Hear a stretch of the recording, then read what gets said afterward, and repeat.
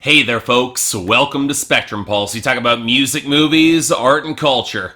And today we're going to be talking about one of my most hotly anticipated albums of 2017 by Run the Jewels, Killer Mike and LP, Run the Jewels 3. Well, it's a damn impressive way to start the year, that's for damn sure. Not Ray Schrimmer or Rachel Platten like how the past 2 years started. Only an album that was hotly anticipated by me ever since the last Run the Jewels album topped my year-end list of the best albums of 2014. And I've gone back to it since. It deserves that spot. And hell, if we're gonna go back over the past few years in modern hip-hop and my personal favorites, you would consistently see Run the Jewels near the top. Mostly because they're a damn near perfect collaboration project that has consistently highlighted my assertion that music like this can go as hard as hell and still be witty and insightful, and that conscious hip-hop can still bang with the best of them. And while that first Run the Jewels project set the stage with sheer energetic bombast, Run the Jewels 2 showed the political firebrand side of both artists break into their set of weirder, nastier, more skeletal beats. From LP's slyly curving punchlines to Killer Mike's monstrous wallops, it's a kick-ass album. And so you can obviously bet that I was looking forward to this album a lot. Easily one of my most anticipated 2017, and yeah, I know they dropped a free version on Christmas last year, but the physical copy is still coming out this year. I have an excuse to be covering it right now. But I also have to admit, for the first time, I had some serious trepidation going into it. See, if you're familiar with Killer Mike at all outside of hip-hop, it would be because of his very public campaigning for the unsuccessful Democratic primary run of independent Bernie Sanders. Now, I could say a lot about my complicated and frustrating feelings surrounding the realistic implications and effects that that campaign had on the 2016 election as a whole, but that would be getting very seriously political, and we ignored the inevitable frustration with the system that Killer Mike has made very public since then. And you know, if that sort of disillusionment started creeping into the music, it could make for, well, a frustrating listen. And not just because of everything I just described, but because Run the Jewels' politics have always been more naturally anarchistic, more broad strokes and exaggerated, but hiding the nuance in a lot of the details. And more importantly, not really fitting in with the system so much as just burning it down. And look, cynicism can be a really bad tone to set behind that, especially if LP, who doesn't really show off the same political drive in 2016 that Killer Mike did, if he doesn't adopt the same sort of progression. In other words, I really wanted to love this album going in, but I also had some considerable concerns. So, okay, what happened? Well, alright, here's the thing. I could dance around this conversation all damn day, but I think we need to snap to the immediate question right away. Is Run the Jewels 3 a great album? Well, obviously, yeah, we all knew that going in. And I think some of the more muted overall response to this record is a little indicative of that. The surprise isn't quite there anymore, to the point where even LP is referencing it in his bars on this album. Now, is it better than the first Run the Jewels? Yeah, I think that's pretty conclusively the case. As much as I dug that project a lot back in 2013, and it does have some spectacular cuts like the title track, Banana Clipper, and especially Sea Legs, my personal favorite from that album, its weaker moments do nudge it back a little for me, and it does show its age a bit. But is Run the Jewels 3 better than RTJ3? Well, for me that's analogous to the comparison between Portal 2 and Portal 1. Both great games. While Portal 2 had more ideas, was a little longer, it also blunted some of the lightning in the bottle that was the original game. There's a similar case for RTJ3. It's longer, it's more diverse, but not quite hitting with the same muscle and deeper impact as that last entry had for me. In other words, I don't really quite see this album topping my list of the year. And again,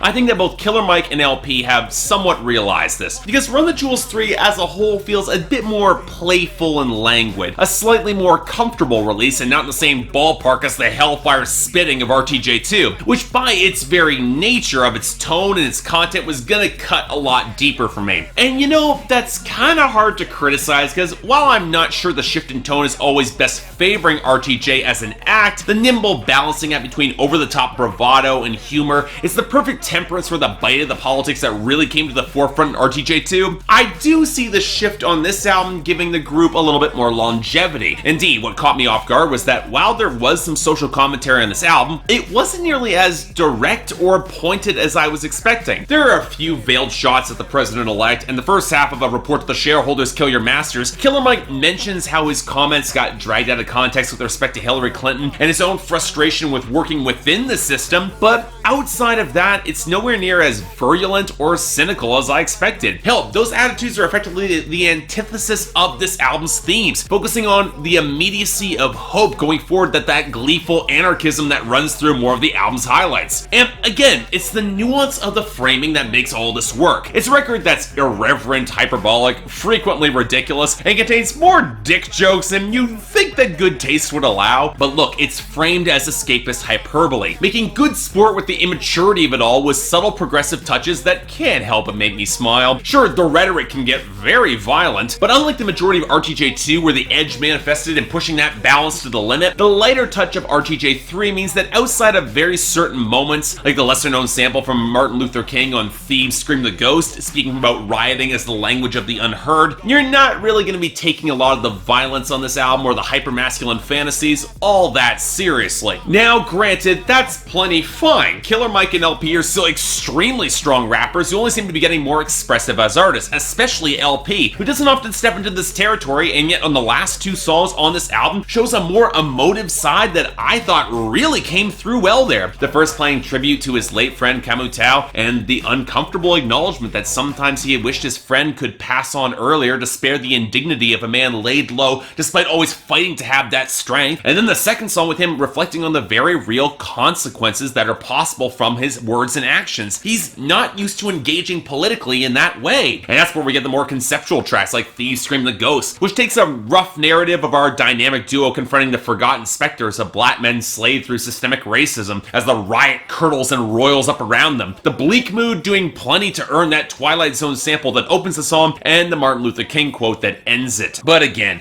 most of this album is the sort of overly bombastic explosion of blistering punchlines and over-the-top bravado that you all expected going in. And really, the punchlines are so damn funny and hard-hitting, I don't want to spoil them. Again, go listen to this album for yourself. It's a lot of fun. From the veteran lethality of Talk to Me, to the string of movie references like The Godfather and Legend Has It, from the targeting of authority on Hey Kids, Burnaby, where LP on his first steps into the role of a corrupt cop, much like he did with the military on Crown and RTJ2, and Danny Brown just shows up for a fun, delirious verse, to the sillier side of Stay Gold, anchoring in a reference from S.E. Hinton's The Outsiders, and it's just riotously fun. The album careens from banger to banger with an ease and confidence that's almost too comfortable. Hell, even when this album goes into post-apocalyptic territory like in the Boots collaboration 2100, it's a song speaking more about a message of hope than anything else, even when he's trying to reassure his mother on Oh Mama that, yeah, he's holding things together despite all this violence. And yeah, this is easy hip-hop for me to really adore. And even when they're cranking out the less complex straight bangers like Call Tickerton and Panther Like a Panther with Trina of all people on the hook, I'm on board. But look, I'm also starting to see signs that the content could start to run stale and they start repeating ideas. After all, Killer Mike shot a poodle on the first Run the Jewels, LP shoots a bunny here, and it plays out in a very similar way. And no, I don't mind the constant string of jokes here either. Frankly, I'm amazed that LP and Killer Mike,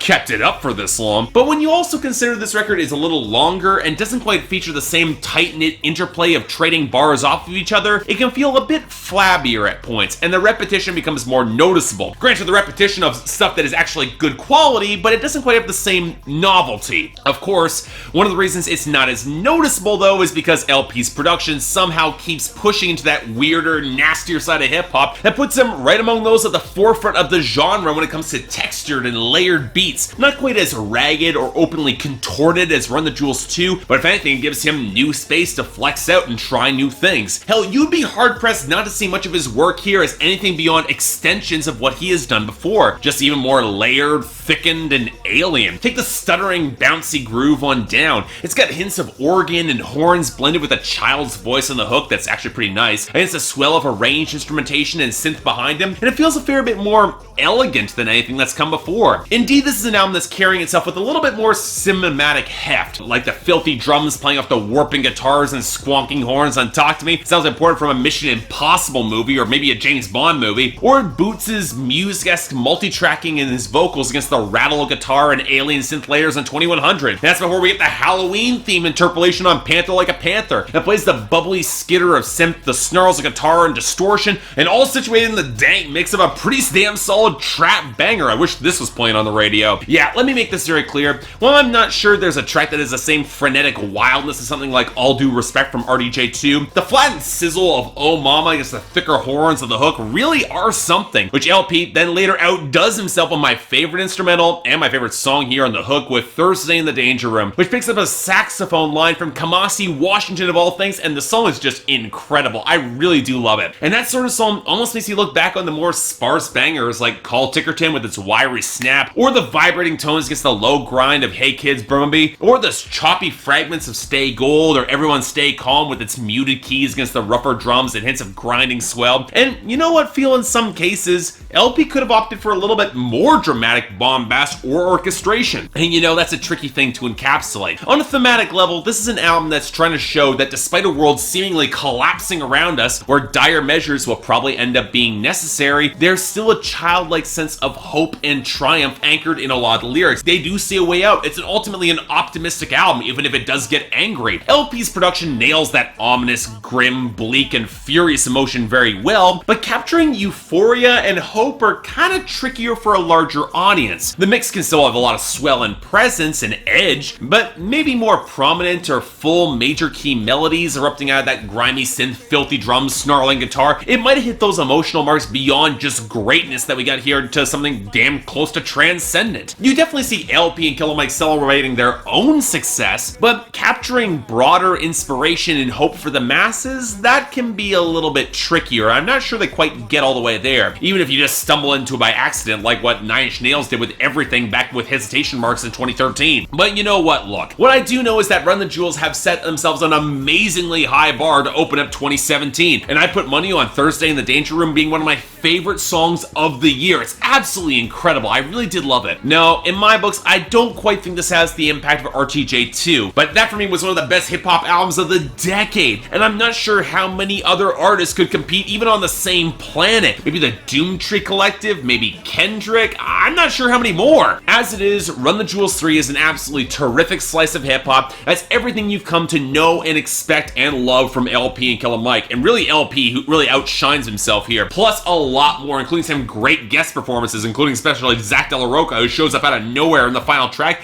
and his verse is really solid. And you know what? For me, easy 9 out of 10, an obvious recommendation. I sincerely hope you all check this out. LP and Killer Mike are making hip-hop that should be popular right now. And when you factor in that they're giving this album away for free, you know what? Buy this anyway. They definitely deserve that support, because this is amazing. So yeah, thanks a lot for watching. If you'd like to like and subscribe, I'd be more than grateful. I got the link down there if you actually want to buy the album, so I want to actually start doing that so you guys can just click directly there and get to it.